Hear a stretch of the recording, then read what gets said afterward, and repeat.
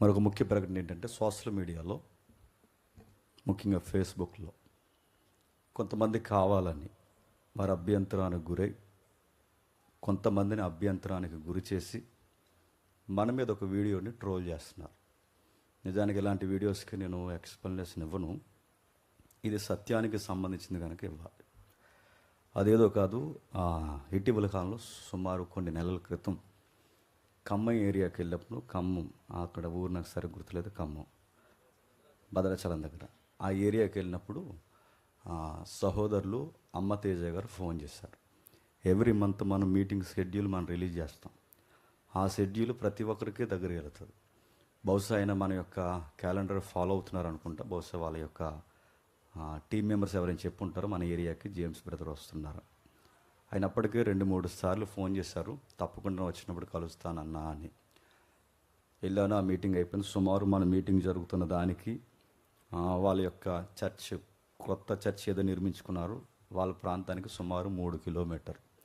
అప్పటికి ఆయన ఫోన్ చేస్తున్నాడు. ఆ మీటింగ్ తీసుకెళ్ళింది మన ఎంఎస్ గారు, సహోదరుల ఆధ్వర్యంలో వెళ్ళాం. పాలవంచ, ఇది పాలవంచ. ఆ ఏరియాకి వెళ్ళినప్పుడు రండి అని ఫోన్ చేసినప్పుడు తప్పకుండా వస్తాం బ్రదర్ అని, మీకోసం మేము వెయిట్ చేస్తున్నాం, విజయవాడ మీటింగ్కి వెళ్ళాలని సుమారు వాళ్ళ భార్య భర్తలు ఇరువురు కలిసి 3 గంటలు మన కొరకు ఎదురు చూస్తారు.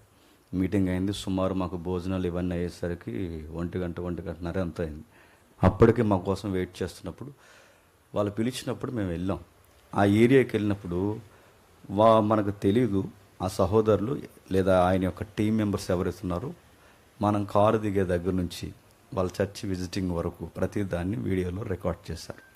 మనం ఏం దొంగ పని చేయడానికి ఏమి వెళ్ళలేదుగా. ఆయన పిలిచాడు, మనం వెళ్ళాం ఆ ఏరియాకి. అది గౌరవం. అది వెళ్ళిన తర్వాత మాట్లాడాం.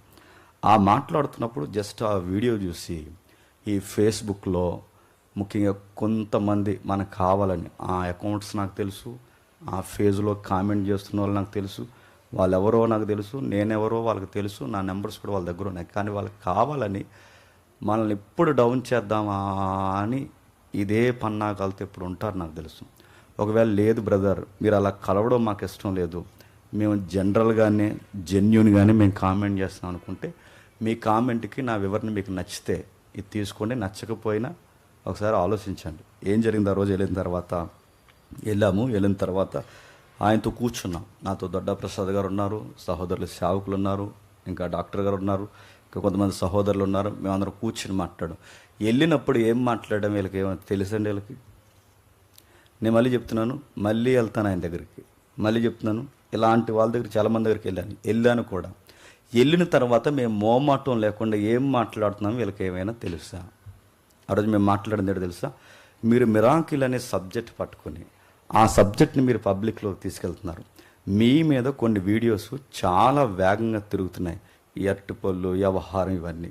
బ్రదర్ దీని గురించి మీ వివరణ ఏంటి? దీని గురించి మీ వివరణ ఏంటంటే ఆయన ఏమన్నారంటే, బ్రదర్ అవి ఫేక్ వీడియోస్ అన్నారు. వెంటనే పక్కనున్న ప్రసాదాన్ని వీళ్ళందరూ ఏమన్నారు, అవి ఫేక్ వీడియోస్ కాదు, ఒరిజినల్ వీడియోస్ అన్నాం. అనగా ఆయన ఏమన్నాడంటే, నా పిలుపు ఎలా ఉంది, మీ పిలుపు ఎలా ఉందని నెక్స్ట్ పాయింట్కి అని వెళ్ళిపోయి, సహోదరుడా నన్ను అన్నాడు, డాడీ నీకు విషయం చెప్పాలి, నువ్వు చెప్పే సత్యం సమాజానికి చాలా అవసరం, నువ్వు చాలా వేగంగా వెళుతున్నావు, ఇదే స్పీడ్ నువ్వు కంటిన్యూ చేయాలి, మా స్వస్థతల కార్యక్రమం కన్నా నువ్వు చెప్పే సత్యం గొప్పది, నువ్వు చెప్పు, నాకు సంబంధించిన వారు చాలామంది డేట్స్ అడుగుతున్నారు, వీలైతే ఆ డేట్స్ కూడా మీరు ఇవ్వండి అంటే తప్పకుండా అన్న. అయితే ఈ సబ్జెక్ట్ కోసం మనం మరలా ఒకసారి డిస్కషన్ చేద్దాం, ఏమంటారు అని అడిగాం. ఇప్పుడు చెప్పండి, ఒక వ్యక్తికి సత్యం చెప్పడానికి వెళ్ళినప్పుడు కలుసుకున్నప్పుడు ఆ వ్యక్తి తీసుకున్న వీడియోస్ వాళ్ళు అభిమానంతో అప్లోడ్ చేసుకున్నప్పుడు కేవలం అక్కడికి వెళ్ళి కలిసినందుకు వీళ్ళు పెట్టిన మనకు టైటిల్ ఏంటంటే అరటిపళ్ళు వ్యాపారంలో పొత్తెట్టుకోవడానికి వెళ్ళామంట. ఇక్కడ దుకాణం పెట్టుకుందామని. అసలు నాకు సంబంధం ఉందా? నేను అడుగుతాను. ఇప్పుడు ఇదే వీడియో అమ్మ తేజ గారు చూస్తారా చూడరా? ఆ రోజు జరగని విషయాలు జేమ్స్ బ్రో చెప్తున్నాన్నప్పుడు నా వ్యక్తిత్వం ఆయన దృష్టిలో తగ్గిపోదా? నేను అబద్ధం మాట్లేదు కనుక నేను ధైర్యంగా చెప్తున్నాను, పులిపేట మీద నిలబడి చెప్తున్నాను. ఆ రోజు డాక్టరీన్స్ కోసం డిస్కషన్ జరిగింది. ఆ రోజు ఎలా నేనే అన్నా మీ సిద్ధాంతాలు వేరు, మా సిద్ధాంతాలు వేరు, అయినా మేము ఎందుకు కలవడానికి వచ్చామంటే మీరు పలుమార్లు సహోదరు ప్రేమతో పిలిచినప్పుడు మీకు కూడా ఇలాంటి డిస్కషన్ ఒకటి ఉండాలని మేము వచ్చాం. మరలా కలుద్దాం, బ్రైట్గా కొన్ని విషయాలు ఆలోచిద్దాం, నెక్స్ట్ జనరేషన్కి ట్రూత్ ఏంటో మన జనరేషన్లో అందిద్దామంటే వెరీ గుడ్ నాన్న, డాడీ అన్నాడు ఆయన. అవుతుంది. అదే అన్నాడు ఆయన. అన్న వెళ్తున్నాం అన్న, ఇక మాకు చాలా టైం అయింది, మీరు కూడా వెయిట్ చేసి వెళ్ళిపోయినా. ఈ జరిగిన విషయాన్ని ట్రోల్ చేస్తున్నాను. నిజంగానే అడుగుతున్నాను, అందరిని కలిసి ఇలాగే ఫేమ్ నేను సంపాదించుకోవాలంటే నేను నిజానికి చెప్పకూడదు. వన్నెస్ అనే ప్రోగ్రామ్ అని తెలుసు కదా, వన్నెస్ సీజన్ 1S2 1S3, ఇప్పుడు సీజన్ 4 వస్తుంది. తమిళనాడు వారు, కర్ణాటక వారు ఎవరైతే యూట్యూబ్లో పేరు మోసిన అందరూ ఉన్నారో, సీజన్ 4లో డేవిడ్ పర్లా గారు నాకు చాలా బాగా క్లోజ్, నాతో మాట్లాడతారు. మొన్న అంటే గతించిన నెలలో ఆయన నాకు ఫోన్ చేసి ఏమన్నారంటే, జేమ్స్ బో నువ్వు ఎలాగైనా సరే నువ్వు సీజన్ 3 మిస్ అయ్యావు, 2 మిస్ అయ్యావు, ఇప్పుడు నేను అడుగుతున్నాను సీజన్ 4లో మీరు ఎలాగైనా ఉండాలని అడిగినప్పుడు నేను ఒకే మాట చెప్పాను, నా చుట్టూ కొంత సర్కిల్ ఉంటుంది, మేము డాక్టర్స్ సిద్ధాంతాలు ఏవైతే ఉన్నావో అవి డిస్కషన్ చేస్తాం, మా టీం మెంబర్తో డిస్కషన్ చేసిన తర్వాత మీకు చెబుతానని అన్నాను. తర్వాత నేను చెప్పాను, మీరేమనుకోకండి నేను సీజన్ 4కి రాలేనన్నాను. ఇదే అవకాశం వీళ్ళకి వస్తే ఏం చేస్తారు చెప్పండి? ఆయన ఫోన్ చేసిన రికార్డ్ చేసిన మళ్ళీ యూట్యూబ్లో పెట్టుకుంటారు.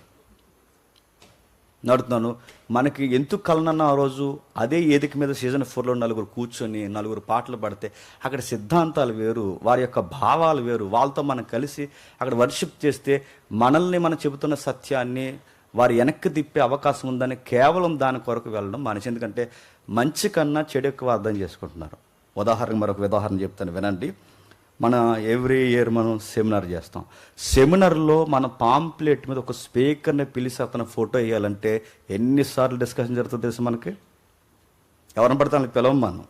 మనం పిలిస్తే వచ్చే తెలుగు రాష్ట్రాల్లో చాలా గొప్ప గొప్ప స్పీకర్స్ ఉన్నారు. మనం జస్ట్ పిలిస్తే మన ప్లాట్ఫామ్ అంత గొప్పగా వేగంగా పబ్లిక్లోనికి చెప్పే మెసేజ్ వెళ్తుంది. ఎగ్జాంపుల్ నేను చెప్తున్నాను, ఈ మాట నేను చెప్తే ఒకవేళ తప్పుగా అర్థం చేసుకుంటారేమో, తప్పదు చెప్తున్నాను.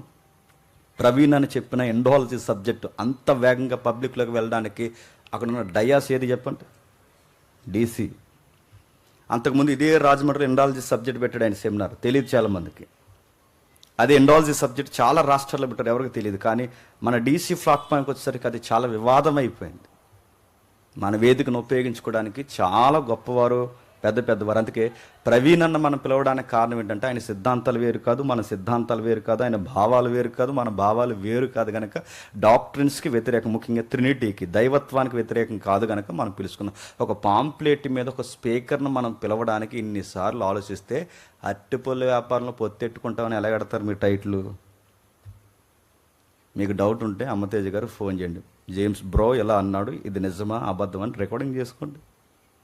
ప్రతిదాన్ని ట్రోల్ చేసి మళ్ళీ చెప్తున్నాను, బ్రదర్ మీరు ఇలా వెళ్ళడం ఇది కరెక్ట్ కాదు, ట్రూత్ ఇలా అందించకూడదంటే పోనీ వేరే ఛానల్ ఏమన్నట్టు చెప్పండి, అలా వెళ్తా.